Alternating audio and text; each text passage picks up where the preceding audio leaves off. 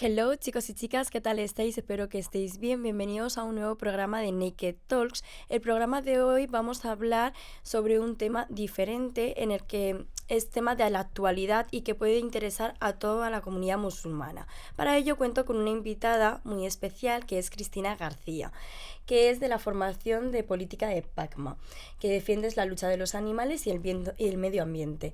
Bienvenida. Muchas gracias. Te voy a hacer una serie de preguntas, ¿vale? Que me gustaría, pues, que me contestaras y me explicaras. Una de ellas es, antes de comenzar con lo que verdaderamente vamos a tratar hoy, me gustaría preguntarte por las elecciones europeas de junio de 2024, a las cuales vas a presentarte. ¿Qué sensaciones tienes? Cuéntame un poquito sobre tu programa.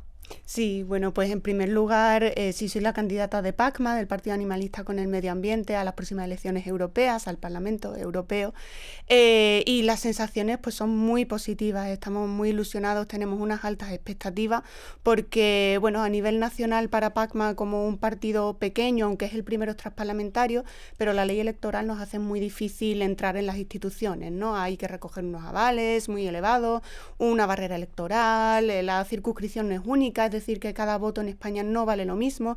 Eso no ocurre en Europa. En Europa todos los votos valen igual, hay una circunscripción única para toda España. En España todavía no tenemos tampoco barrera electoral y además en Europa se da la circunstancia de que la gente no suele estar afectada por todo el panorama político que tenemos aquí en España, que la verdad que es bastante inestable, ¿no? En Europa la gente se suele guiar más pues por el corazón, por lo que verdaderamente ellos identifican, más que hacer un análisis político. Entonces, en ese aspecto, PACMA siempre ha tenido un votante muy fiel, hay personas con unos principios en España clarísimos, esperamos que cada vez sean más y que alcancemos el número suficiente de votos en junio para entrar. Y como programa, pues por supuesto desde PACMA impulsamos una serie de medidas, ¿no? Proponemos una serie de medidas en defensa de los animales que a nivel europeo se centra fundamentalmente en la ganadería, ¿no? En los animales de producción, porque la mayor parte de la normativa que aplica a estos animales viene de Europa. Entonces, bueno, tratamos la ganadería desde un punto de vista transversal. En primer lugar, lógicamente, pretendemos unas mejores condiciones de los animales. Desde PACMA siempre vamos a fomentar la alimentación basada en vegetales, obviamente, ¿no? Pero mientras la ganadería exista, bueno, pues que se proteja a los animales lo mejor posible. También desde un punto de vista medioambiental, porque la ganadería es una de las principales causas de la contaminación atmosférica, es una de las principales causas de sequía, consume una brutalidad de agua, la ganadería intensiva especialmente, y todo eso redunda finalmente en la salud humana, ¿no? También queremos que haya una ganadería más responsable para que no nos perjudique el medio ambiente y al fin y al cabo pues a la salud de las personas. En definitiva, pues bueno, si todos fuéramos tendiendo un poquito más a la alimentación basada en vegetales, desde luego que conseguiríamos beneficios para todos. O sea, que tú lo ves más beneficioso para las personas, ¿no? Que Sin se enfoquen duda. en ese aspecto. Sin duda, de hecho no solo lo dice PACMA, ¿no? Lo dice la comunidad científica, lo ha dicho reiteradas veces Naciones Unidas, entonces bueno, es algo que podemos ir llevando a cabo poco a poco si queremos atajar bueno, todo el problema climático que tenemos, ¿no? Que es bastante, o sea, por desgracia. Pues yo espero que os hagan bastante caso, que podáis llegar al final a lo que queréis y alcancéis vuestros objetivos, que es muy importante. Muchas gracias. Y como has dicho, el medio ambiente es muy importante y los animales también. Sí, sí. A nivel personal, ¿supondría para ti representar a España? ¿Qué supone para ti representar a España en el Parlamento Europeo? Pues una responsabilidad grandísima, ¿no? En primer lugar, porque es lo que decimos, no estamos hablando de cuestiones livianas, estamos hablando de cosas muy importantes para las que hay que trabajar muy duro y además a veces un poco contracorriente, ¿no?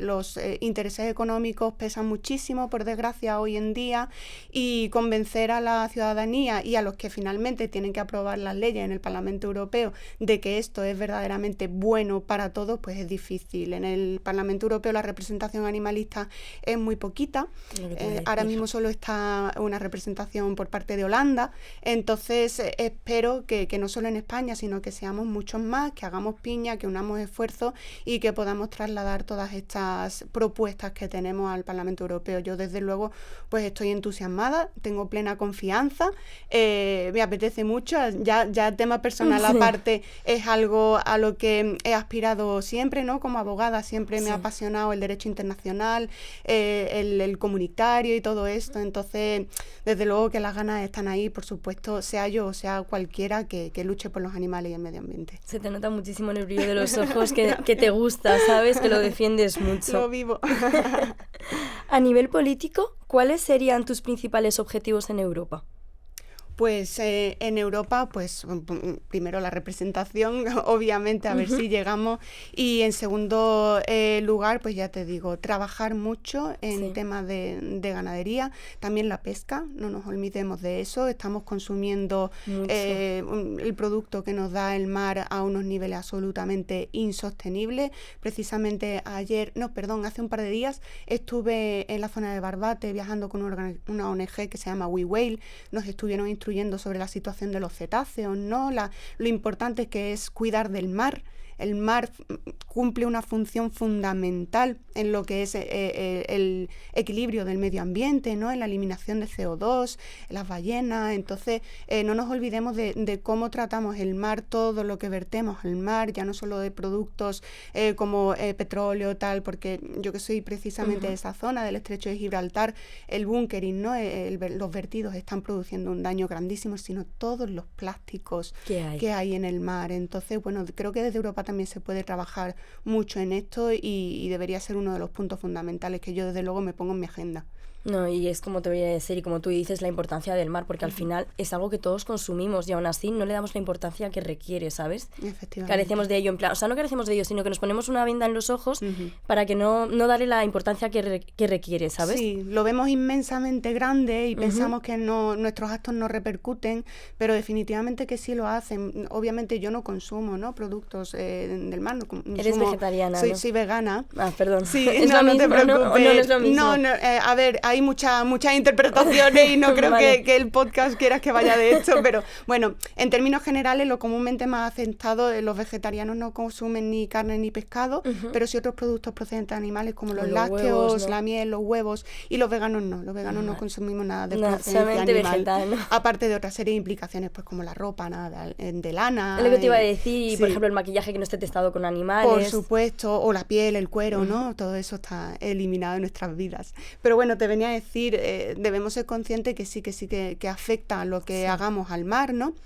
Ya no solo, por ejemplo, a efectos del aire que respiramos, sino de los productos que consumimos. Los peces están minaditos de mercurio, de microplásticos. Entonces, al final, siempre lo digo, no me importa que no te identifiques con la defensa de los animales, solamente con que mires por ti y por tu salud, porque ya merece la pena que adoptes medidas para cuidar del medio ambiente y los animales, porque al final es un ciclo y todo nos repercute. Porque al final tú estás consumiendo cosas del mar. Claro. Entonces, también te va a repercutir en contra ti.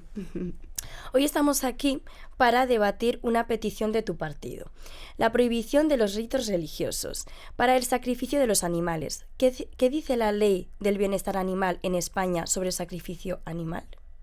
Sobre el sacrificio animal, pues en términos generales, no centrándonos en lo que es el rito religioso, en términos generales... Me gusta. Sí, es obligatorio también en toda la Unión Europea el aturdimiento previo. Significa que el animal no puede estar consciente hasta el momento de su muerte. Cosa que se efectúa, si quieres entramos, cuando se trata de ritos religiosos. Ya no solo hablamos del halal, sino también del kosher, ¿no? Sí. Que en la religión judía es... pero bueno, comparten en esencia el mismo procedimiento, ¿no?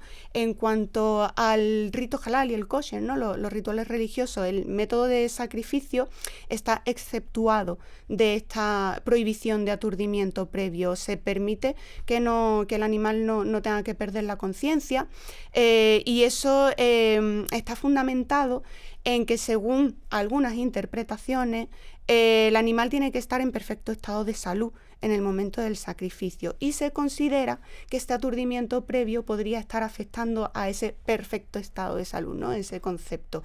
Sin embargo, hay otras vertientes de la comunidad musulmana que no interpretan esto en ningún sentido, que precisamente estuve con un doctor en la materia, el doctor Ahmed Tassi, que me estuvo explicando que la gran mayoría de malas interpretaciones al final ha conllevado unas prácticas que no son conformes con los textos religiosos, los textos sagrados, ¿no? Entonces hay estas vertientes que dicen, incluido el doctor Azné, que el aturdimiento previo no afecta a la salud del animal, que el requisito es que no muera el animal antes del sangrado.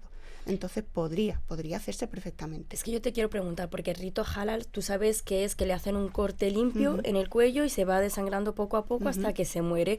Yo entiendo que tú estás en contra de todo lo que sea la matanza del animal, el sufrimiento, etcétera.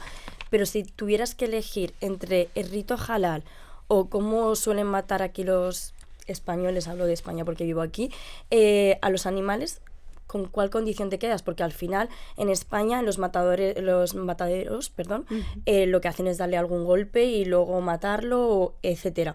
Entonces, ¿no prefieres que muera, en plan, siendo como rito halal? Igual me equivoco al preguntarte esto porque evidentemente estás en contra, pero si tuvieras que elegir, si tuvieras que estar entre la espada y la pared y tuvieras que elegir entre esto o lo otro, ¿con cuál te quedarías? Sí, no, me alegro que me hagas la pregunta. Lo siento si te incomoda, no, todo lo contrario, porque precisamente quiero explicarlo. El aturdimiento previo es imperativo. Y no lo dice solo PACMA, no lo dice solo Cristina, sino que lo dice la Federación Europea de Veterinarios. El sistema halal o el kosher, ¿no? Insisto, que no es nada ya lo sé, de aspecto religioso. Que no de vas hecho, en contra de lógicamente, ellos, sí. En PACMA, si nos habéis seguido un poquito, jamás vamos a justificar el sufrimiento de los animales, ni por religión, ni por cultura, ni por tradición, ni por nada. Entonces, esto vaya por delante, ¿no? Sí. La ausencia de aturdimiento previo, según dice precisamente esta Federación Europea de Veterinarios, es inaceptable por varios motivos. Primero, porque alarga el periodo en el que el animal está consciente mientras muere, ¿no? Puede llegar hasta 5 minutos en el que el animal no solo está con una herida abierta en el cuello, sino que puede respirar su propia sangre, en el caso de los rumiantes otra serie de sustancias, y al final todo esto provoca una angustia, un padecimiento y un sufrimiento totalmente innecesario. Pero es que además, para poder sacrificar al animal hay que inmovilizarlo, hay que atraparlo de cierta manera. Sí. Entonces digamos que ya viene de un estrés previo, ¿no? Sin embargo, y además hay que tener en cuenta que según la normativa, otra cosa es que se haga a nivel doméstico, es ilegal, tengo que decirlo, para poder llevar a cabo el rito halal hay que hacerlo en un matadero. Sí. Entonces, al final, estamos más o menos en las mismas que el resto de animales que no se sacrifican. Quiero decir, el animal está en un matadero y está en unas circunstancias en las que ellos ya no están, digamos, que a nivel emocional en la situación más conveniente más para no sufrir ese estrés y esa angustia, ¿no? La diferencia es que en el procedimiento general, digamos, el animal pierde la conciencia desde prácticamente el principio y ya no se entera de nada más. Vale, sí entiendo tu punto de vista, pero tú me dices, es que está en el matadero. Vale, sí, está en el matadero, pero al final, cuando hacen ese rito halal en la fiesta del cordero, a veces son las propias personas que lo hacen. Entonces, es como que te entiendo, pero al final como que tiro también por lo de rito halal porque prefiero, o sea, es verdad que está mal porque al final, como tú dices, el animal pasa por un estrés, a lo mejor una ansiedad, respira su propia sangre y está mal, evidentemente. Pero si lo llego a ver, pues prefiero que muera de forma del corte limpio a que muera pues con un golpe y luego pues lo mato porque no se entera. Porque al final también la gente que hace lo de rito halal es porque tienen al animal bien cuidado. Entonces, si tú tuvieras que elegir también, disculpa que te estoy haciendo mucho estas preguntas y igual pues está fuera de lugar, una gallina que está enjaulada al final no tiene la libertad de poder ver el campo o comer lo que ella considere, ¿no? Y a ella, por ejemplo, la están privando de esa libertad. Y luego la matan dándola un golpe o X. Pero luego, por ejemplo, ese cordero sí tiene la libertad de estar en el campo, de tener esa libertad, digamos, digna, ¿no? Pero estamos hablando, volvemos a un poco al principio, del sacrificio doméstico. Que en el caso halal, en España, sí, te voy a hablar solo de España porque el resto de normativa europea no me la conozco. En España no estaría permitido el sacrificio halal doméstico. Ya te digo, no solo tiene que estar el animal en un matadero, sino que ese matadero tiene que avisar previamente a la autoridad competente, tiene que haber un veterinario presente, tiene que cumplir una serie de requisitos. Por ejemplo, la persona que realiza el sacrificio tiene que estar acreditada para poder realizarlo, cosa que no ocurre si lo hacemos a nivel doméstico. Sí. Muchas veces precisamente la persona que da el corte no es un matarife acreditado, sino que, bueno, pues se hace de aquella manera, lo cual empeora todo lo que te he contado antes. Secciona venas que no son, o secciona parcialmente la tráquea, o se puede pasar y seccionar la columna, cosa que está totalmente prohibida por la religión musulmana. En fin, la práctica Sí, no va a cosas. ser la misma. Entonces, bueno, es como, tampoco quiero hacer comparaciones que no vienen al caso, pero viene a ser un poco como el argumento de los taurinos, ¿no? Bueno, pero es que el toro vive maravillosamente en la dehesa durante toda su vida y solo sufre en la última parte. No está justificado, no está justificado. Ni la ganadería intensiva de la que me estás hablando, ni el hecho de que el animal haya estado pastando verde toda su vida y al final tenga esta muerte tan cruel. Aquí me has convencido, la verdad. Me has convencido, lo tengo que decir, porque al final has puesto también el ejemplo del toro, Sí. y es algo que yo, por ejemplo, yo soy antitaurina, pero al final no soy vegana, ¿sabes? Claro, no tiene Pero nada. sí que comparto tu respuesta. ¿Qué medidas se han llevado a cabo en otros países europeos con respecto a esto? Pues mira, me he traído por aquí apuntado porque no quería que se me olvidara. Son muchos ya los países europeos que lo han prohibido. Te puedo mencionar Suiza, Holanda, Suecia, Finlandia, Noruega, Lituania, Islandia, Dinamarca, Eslovenia, y me voy a parar en Bélgica. Porque en Bélgica ha habido una disputa a nivel judicial. Las comunidades o ciertas organizaciones, digamos, religiosas, tanto musulmanes como judías, recurrieron una serie de decretos que había dictado el gobierno belga por el que prohibían los ritos halal y kosher, tal cual estamos hablando, sin aturdimiento previo. Establecían que el animal tenía que ser previamente aturdido mediante electrocución, por decirlo sencillamente, ¿no? Que todo el mundo me entienda, reversible, de manera que el animal se quedaba inconsciente, pero podía volver, o sea, no moría de ninguna manera hasta que se le efectuaba el sacrificio, el sangrado, ¿no? O sea, que sufría más, ¿no?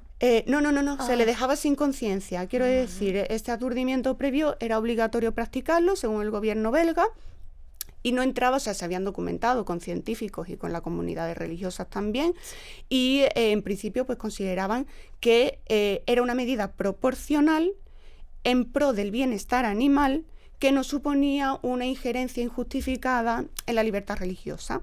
Bueno, pues estas comunidades siguieron recurriendo, llegaron al Tribunal de Justicia de la Unión Europea, que dio la razón al gobierno belga, dijo que el aturdimiento previo era el reversible, ¿no?, que estamos hablando, proporcional y justificado en aras del interés general, del bienestar animal, y el Tribunal Europeo de Derechos Humanos ha venido a confirmarlo. Y es una sentencia maravillosa porque genera un precedente, un antes y un después en esta cuestión a nivel legal, porque zanja la discusión y viene a decir que se puede prohibir el sacrificio sin aturdimiento previo por rito religioso, y además a nivel también social, ¿no? Porque viene a decir que el Convenio de Derechos Humanos de la Unión Europea prioriza la protección de la moral colectiva, del interés general, y no se entiende esa protección del interés general y de la moral pública sin tener en cuenta a los animales. Considera, se me ponen los vellos de punta. Te estoy viendo porque hablas con una iluminación. Te lo juro, sí. es que es muy importante. Esto es histórico para los animales y todos los que llevamos tantísimos años defendiéndolo. Sí. Que se considere el bienestar y la protección de los animales como una cuestión de derechos humanos es de verdad algo grandísimo, y algo que tenemos ya que tomar conciencia todos, en especial los gobiernos de los diferentes países, que tomen esta sentencia del Tribunal Europeo de Derechos Humanos, que ya no cabe recurso alguno, que no va a ninguna parte y que es irrefutable, y empiecen a adoptar medidas valientes en estas materias, ¿no? Ya se saben que legalmente se puede, y que además la sociedad tiene reconocido ese derecho a tener a los animales en su consideración, en su entorno de consideración. Pues a ver si en España consiguen lo mismo, ¿eh? Espero que sí. Pero yo creo que sí. Hablas muy bien, ¿eh? Tienes Gracias. una forma de expresarte súper bien, y de verdad me entero bastante. Porque te lo iba a decir, pregúntame todo lo que quieras, porque sé que es una materia muy técnica y yo a veces me pierdo, ¿no? No pasa nada. Pero te lo explico de las veces que quieras. Pues yo espero que en España por lo menos un poquito de caso os haga. Sí, de hecho en España es urgente porque se está sacrificando, lo que debería ser la excepción, que es el sacrificio por rituales religiosos, se está convirtiendo en la norma. Entonces, eso no solo es ilegal, sino que debe de ser atajado por el gobierno, Pero ¿no? tú sabes que aunque lo atajen, va a continuar, o sea, se va a continuar haciendo, ¿no? Por desgracia. Ilegalmente, a lo mejor luego Claro. tenga su castigo, pero... Claro, esa es la cuestión, que todas las normas son fabulosas siempre y cuando se hagan cumplir. Ya. Entonces, bueno, Tienen pero... que tener, ¿sabes? Tomar Sí, más mano mano dura en ese aspecto para que por lo menos se llegue... O por lo menos, mira, te propongo a ti, propongo A las bueno, ya personas no que le nos puedo decir nada a escuchan. Pedro Sánchez porque no sabemos lo que va a hacer hasta el lunes. Pero sí que hay algo que se podría hacer, digamos, provisional, o hasta en tanto se tome alguna medida ya contundente y se prohíba estos ritos religiosos, que es, por ejemplo, el etiquetado, ¿no? Lo que te iba a preguntar. Lo que te decía antes, se está convirtiendo en la norma el sacrificio por rituales religiosos. ¿Por qué? Porque hay partes del animal, hay cortes que no se consumen, por ejemplo, por los clientes, digamos, que no tienen en cuenta sus motivaciones religiosas, Sí. y sí se consumen por los clientes musulmanes. Entonces, para no desperdiciar esas partes del animal, sacrificándolos con aturdimiento previo, lo que hace es que se les sacrifica sin este aturdimiento. Y esas partes del animal que se consumen por la comunidad musulmana van a tiendas especializadas en este tipo de carne, y las otras partes van a un supermercado, a un Mercadona, a un Carrefour, ¿no? Sin etiqueta. Uh-huh. Entonces, ¿qué proponemos nosotros desde PACMA? Que se especifique mediante un etiquetado qué productos son halal, para que el cliente pueda decidir libremente si quiere consumir ese tipo de productos sabiendo cómo ha sido sacrificado el animal, o consumir otro que tenga la pegatinita de bienestar animal, con la que no comulgo nada, pero que bueno, que digamos pueda el cliente consumir de manera informada. Claro, porque hay algunos centros, o sea, supermercados, perdón, que no tienen la etiqueta de certificado halal. No la tienen. Entonces, la mayoría no lo tienen. ¿Tú crees que es fundamental que lo sepan para que si hay clientes que no les interesa comprar ese producto, que no lo compren, ¿no? Claro, igual que ya te digo, existe la etiqueta de bienestar animal, ¿no? Para influir un poco la decisión del cliente, pues que también la tengan los de productos halal, para que puedan decidir qué prefieren consumir. Bueno, eso también estoy de acuerdo, porque al final yo soy una persona que cuando voy a un supermercado, hay quienes sí, hay quienes no, pero yo, por ejemplo, sí que voy y veo si tiene el certificado o no lo tiene, aunque a veces pues se me puede escapar y no lo tengo en cuenta, pero sí que entiendo lo que dices. Otro dato de vuestra web, casi el 50% de la carne que se vende en Mercacabra, que es lo que te está... ¿Mercacarvana? Barna, perdón. Es que tiene un nombre ahí un poco raro. Sí. Que procede de animales que han sido sacrificados por el rito halal. Las partes del animal que no son compradas por los consumidores musulmanes se venden en el mercado habitual sin etiquetar, por lo que la mayoría de los consumidores en España están consumiendo carne halal sin saberlo, que es lo que me has comentado. ¿Está llegando a nuestros supermercados carne que no cumple con las medidas sanitarias legalmente establecidas? A ver, es lo que te decía, siempre y cuando esta excepción de rituales religiosos cumpla con eso, todo lo que te decía antes, que se haga en un matadero, que se comunique a la autoridad, que haya un veterinario presente, que tal, digamos que no se estaría haciendo ilegalmente, precisamente porque existe esta excepción, por desgracia, en la normativa, ¿no? Ahora, que vuelvo a lo de antes, debería ser la excepción, no la norma. Entonces, no es que esté llegando productos cárnicos de procedencia ilegal o que han sido obtenidos mediante métodos ilegales, porque sigue existiendo esta excepción, pero sí es verdad que no se está vigilando que efectivamente se dé la circunstancia de que estos productos vayan destinados a un consumidor de religión musulmana, ¿no? Entonces, bueno, lo que te decía, primero que se vigile más, y luego que por ejemplo, pues se etiquete para que cada uno pueda elegir. O sea, que tú piensas que deberían de especificarlo cada vez que se haga, ¿no? Y primero vigilar, que no sea el sistema en los mataderos. Pero en los mercados que no lo ponen, ¿por qué no lo ponen? ¿Porque no les interesa o...? Pues la verdad es que debe de ser algún tipo de cuestión económica, ¿no? De claro, estudios de mercado y tal. Supongo que no todo el mundo, y quiero pensar que no todo el mundo, por razones éticas, compraría ese tipo de productos. Entonces, al final están engañando al consumidor. Porque si hay personas, todo es respetable, ¿vale? Pero consumen animales, ¿no?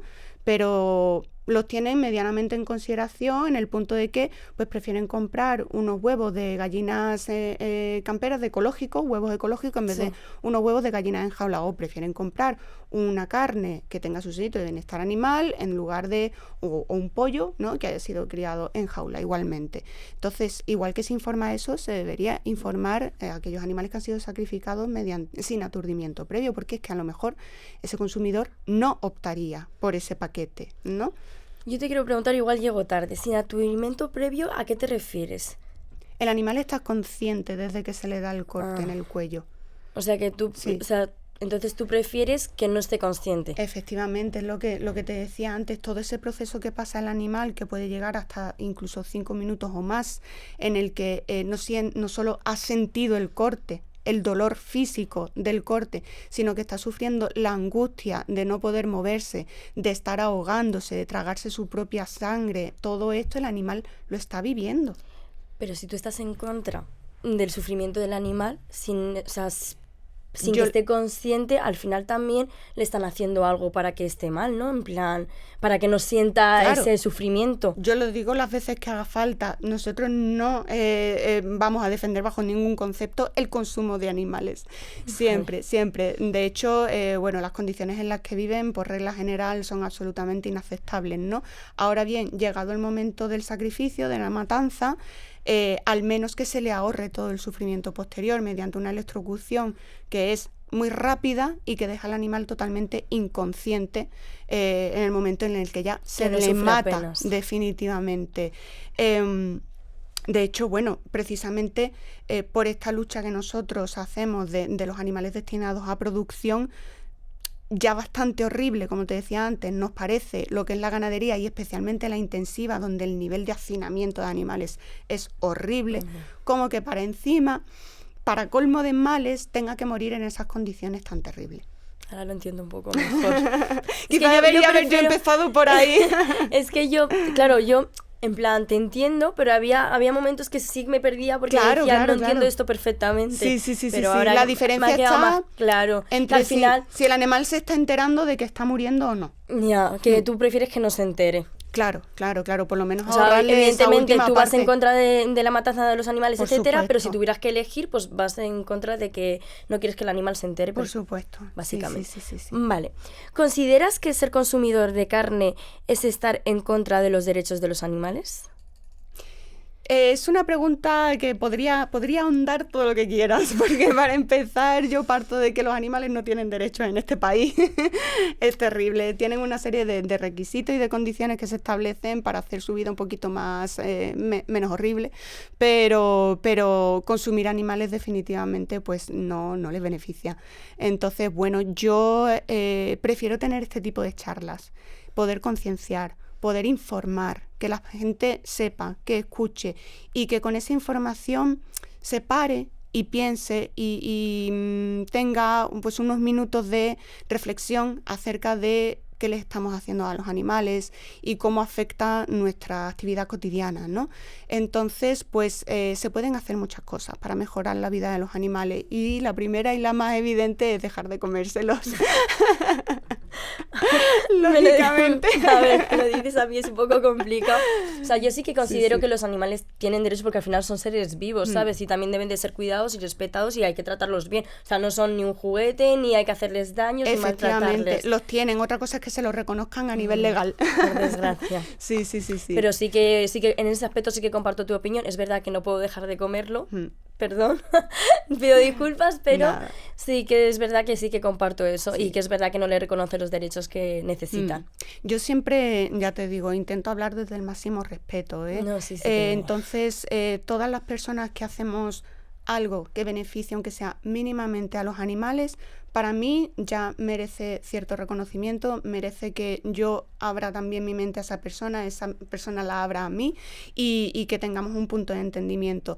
Porque, por ejemplo, el simple hecho de que me hayas dado voz aquí, para mí significa muchísimo y que pueda llegar mi mensaje a estas personas que te digo que puedan escucharme, informarse y decidir, para mí ya eso es algo en favor de los animales. Entonces yo te lo agradezco muchísimo y para mí igual de valioso es esto que coger a un perro en un momento dado de la carretera. Entonces yo siempre voy a valorar lo más mínimo que se haga en favor de los animales. Yo sí que me alegro de que hayas venido, porque la verdad, yo sí que os conocía, pero os conocía por la publicación que sale siempre en la fiesta del Cordero, que vais en contra, y al final pues siempre tenéis como muchos comentarios negativos de parte de los musulmanes. Pero ahora, como te estás explicando y como veo que no es en contra de la población, sino en contra de lo que se hace, pues sinceramente sí que te has ganado un poco más mi respeto, sinceramente. Gracias. O sea, yo antes venía con miedo, digo, es que no sé si voy a poder hablar con ella, me voy a poner muy nerviosa, pero me está gustando bastante. Al revés, y ya te digo, volvemos al tema las veces que necesites y yo creo que podemos encontrar un punto en el que puede convivir la tradición, la cultura y las diferentes formas de pensar con respeto hacia los animales, seguro. Muchas gracias, por venir, también tengo que decírtelo. Bueno, vamos a seguir. Pacma solicitó a Mercadona la retirada de un producto cárnico etiquetado como halal. ¿Por qué?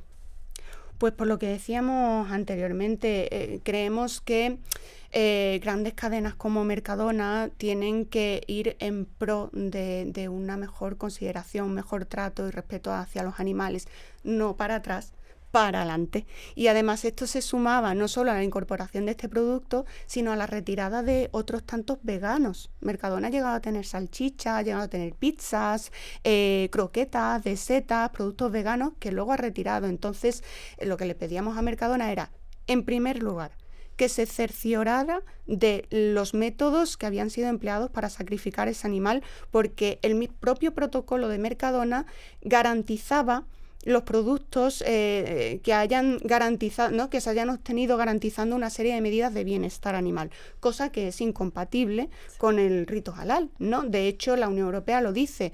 Un producto cárnico no puede tener el sellito de producto ecológico de la Unión Europea si es halal, precisamente por esto, porque no cumple con los estándares de bienestar animal.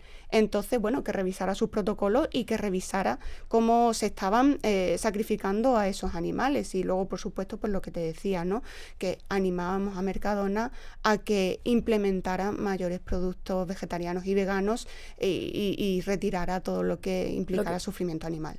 Y que también al final, si no está con certificado sanitario, etcétera, pues al final también perjudica a las personas, no solamente a los animales. Vale.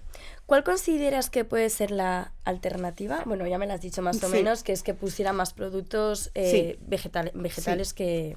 Sí. Que retirara el halal, por lo menos que retirara. Y de hecho, lo que te decía antes, que se aseguraran que el resto de productos que venden en la carnicería, en la zona de carne, hubiera sido sacrificado con aturdimiento previo. Que no sea de estos restos que te comentaba. Sí, que no solamente antes, retiren lo halal, sino también que se aseguren de que en los matadores... Sí, ¡ay! También me he atascado yo. Me sale rara la palabra, los mataderos. Los mataderos, sí.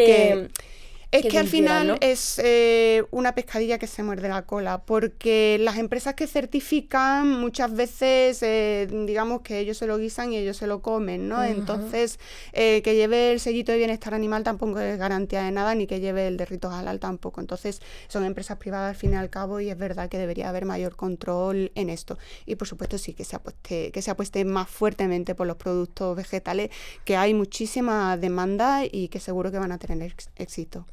Pues a ver si se animan, a ver si llega también a ellos.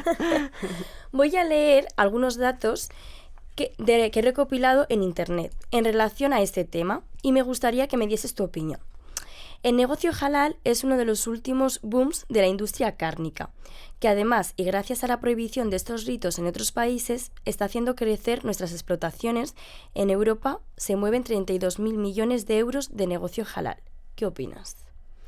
Pues me deja la cifra estupefacta. La verdad es que es una pena que sigamos siendo uno de esos países que no se suman a la lista de los otros vecinos, ¿no?, de Europa, que ya han prohibido los ritos religiosos como el halal y el kosher.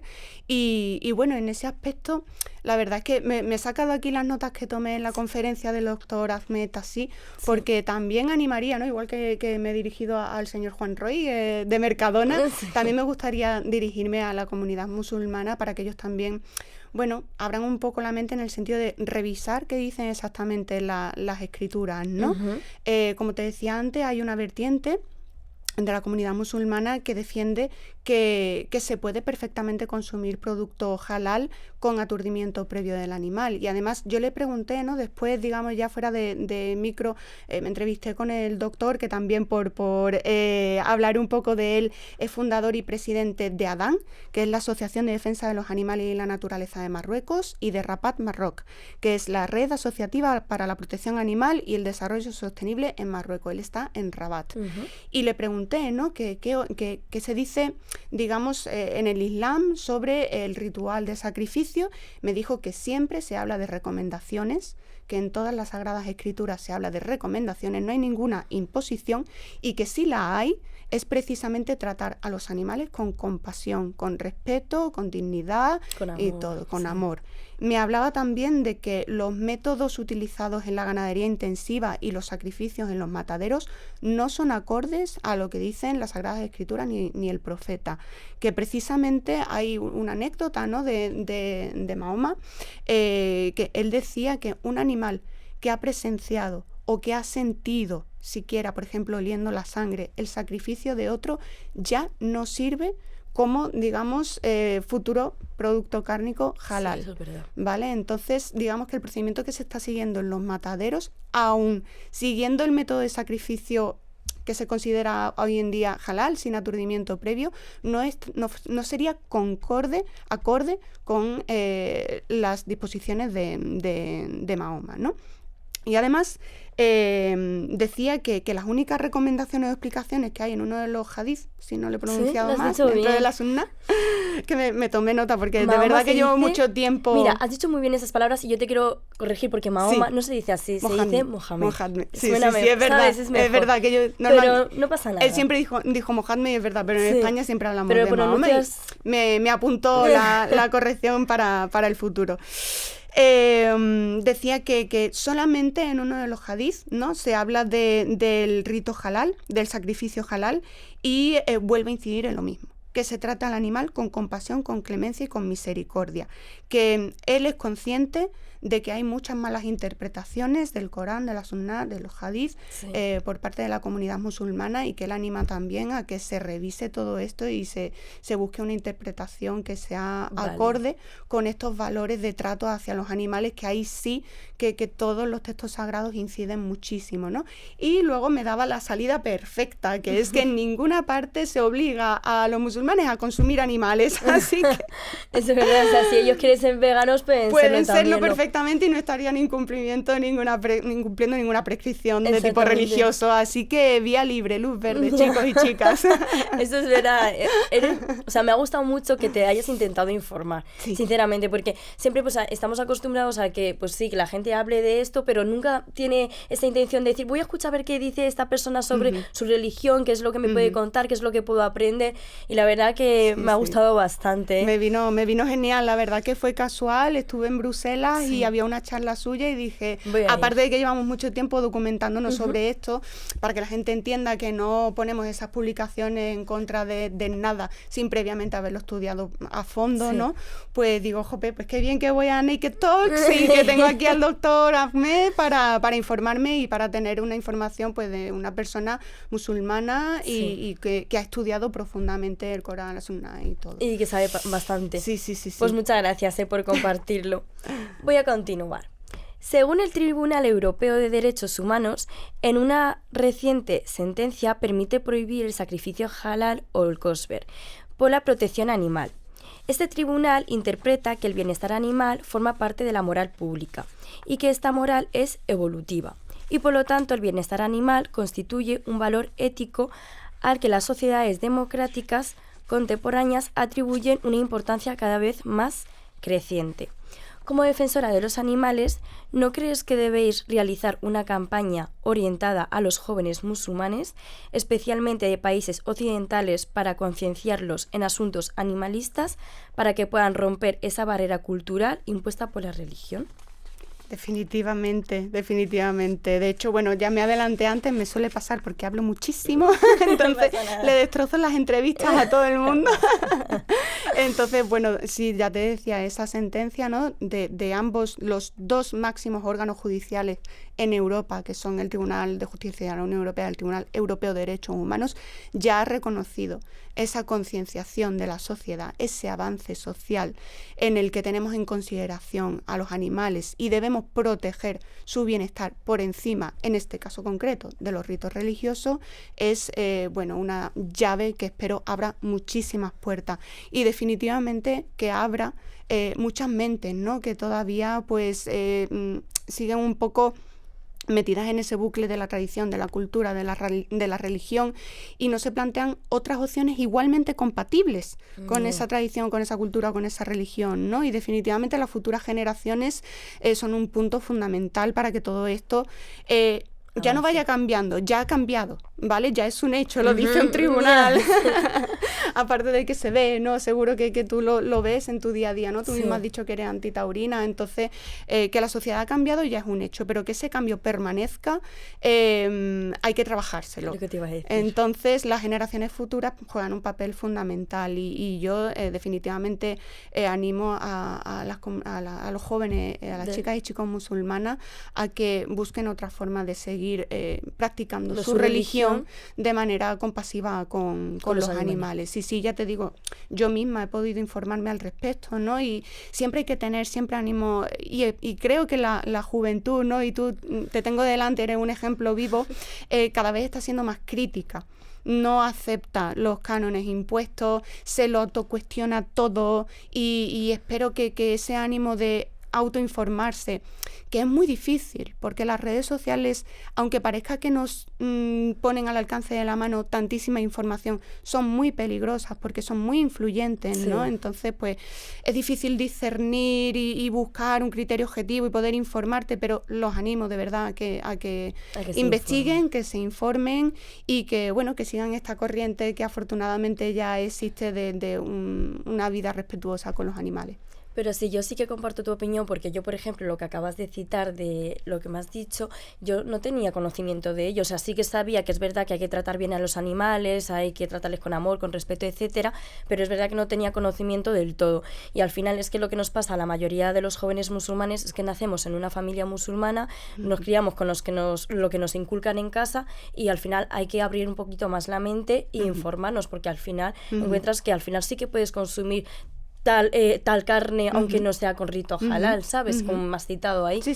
Así o que yo sí que les animo. Otras formas de cumplir con el rito halal, ¿no? Investigar acerca de esta vertiente, de lo que dice el doctor Ahmed, por ejemplo, y seguir cumpliendo con el rito halal para el caso de que no se quiera dejar de comer carne, con el aturdimiento previo, evitando ese sufrimiento final en los últimos minutos del animal. Pues sí que lo comparto. ¿Deberían ser las leyes las que se adapten a las religiones o deberían ser las religiones quienes se adapten a los progresos que se dan en la sociedad?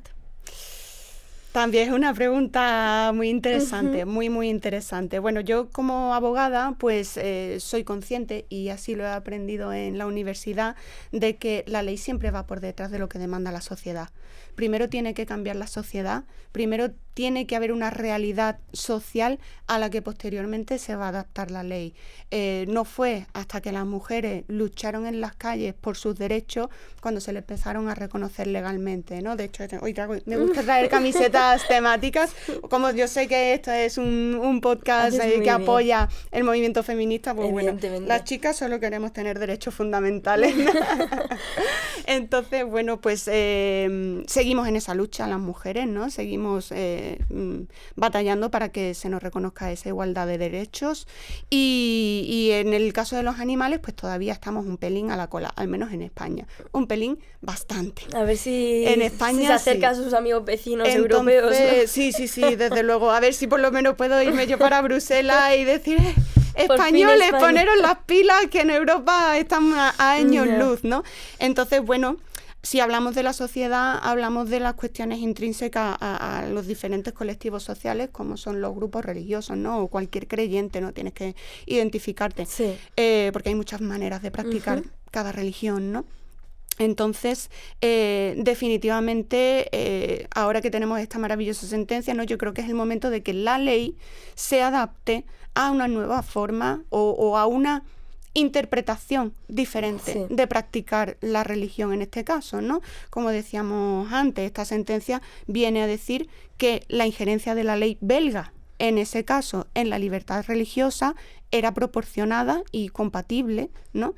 Y justificada en base a esos intereses generales. Entonces, sabiendo que ya hay una moral social que busca el bienestar de los animales, es el momento de la ley de cumplir con eso, intentando afectar lo menos posible, ya digo, de forma proporcionada a la práctica de cada religión.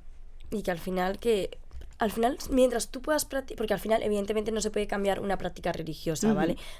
A lo mejor tú practicas de una forma y la otra persona de otra, pero al final, pues, la religión es la religión.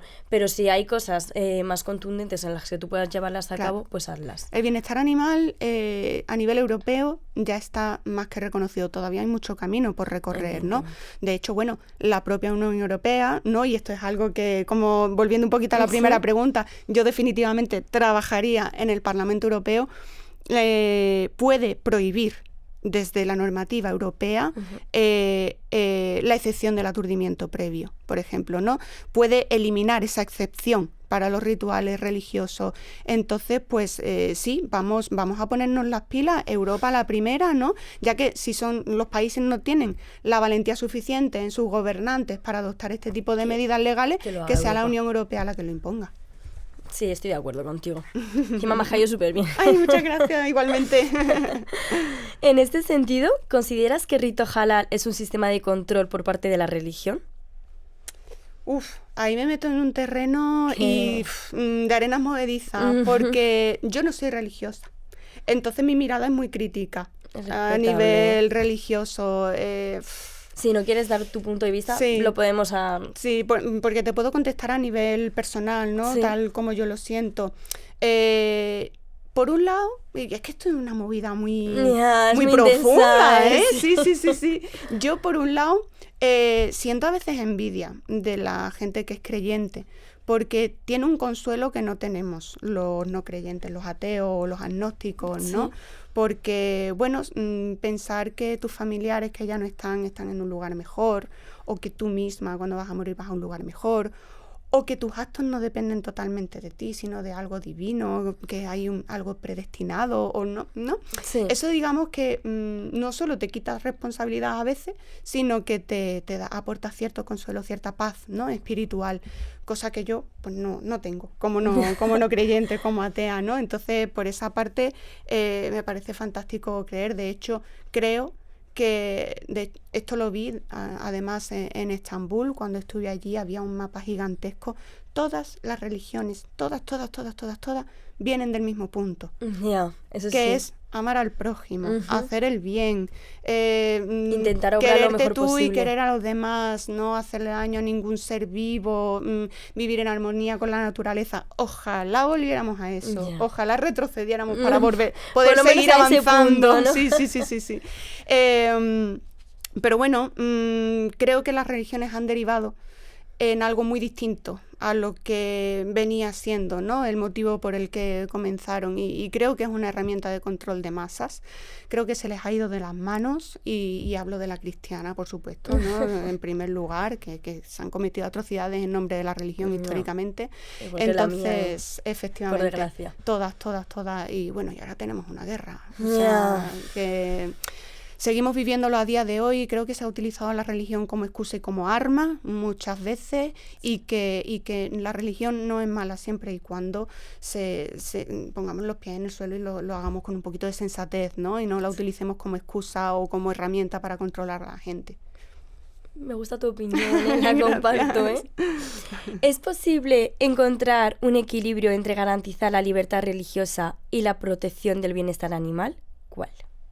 Sí, en la musulmana ya lo hemos dicho, ¿no? En la musulmana ya está constatado, además que, insisto, no es que solo lo diga un tribunal, que seguro que todos nos imaginamos el Tribunal Europeo de Derechos Humanos formado por hombres viejos.